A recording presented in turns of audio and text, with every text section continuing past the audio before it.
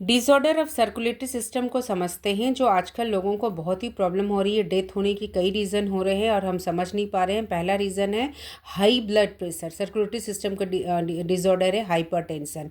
तो जब आर्टरी में ब्लड फ्लो हो रहा है तो आर्ट्रियल के वॉल में प्रेशर एग्जर्ट हो रहा है। तो वह दो तरह का प्रेशर है। एक सिस्टोलिक प्रेशर जिसको हम कहते हैं पंपिंग ब्लड प्रेशर, और दूसरा है diastolic pressure, resting blood pressure.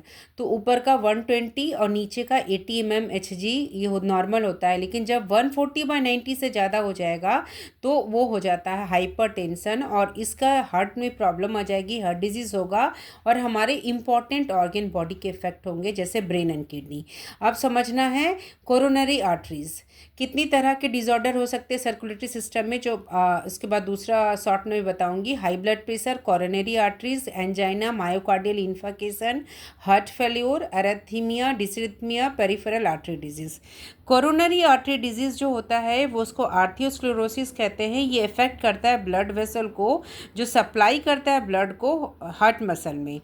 इसका रीज़न क्या होता है? या तो कैल्शियम की डिपोजिशन हो गई ब्लड वेसल में, फैट कोलेस्ट्रॉल हो गया, या फाइब्रस टिश्यू की डिपोजिशन हो गई जिसको प्लेक कहते हैं। जिससे क्या होता है, आर्टरीज जो होता है उसके ल्यूमन नैरो हो जाएगा और आर्टरी क्या हो जाएगा, हार्ड और लेस फ्लेक्सिबल हो जाएगा।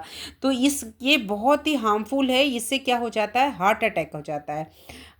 इसमें रीज़न और भी हो सकता है कोरोनरी आर्टरी डिजीज़ का, जब कोई बहुत स्मोकिंग करता है, हाई ब्लड प्रेशर है और डायबिटीज़ है। तो कोरोनरी, ये यहाँ देखिए नॉर्मल आर्टरी है, ये आर्टरी जो है आर्थियोस्क्लेरोटिक प्लेक हो गया। अब समझते हैं एंजाइना को। एंजाइना क्या है? इसमें क्या है, एक्यूट चेस्ट पेन होता है एंजाइना में।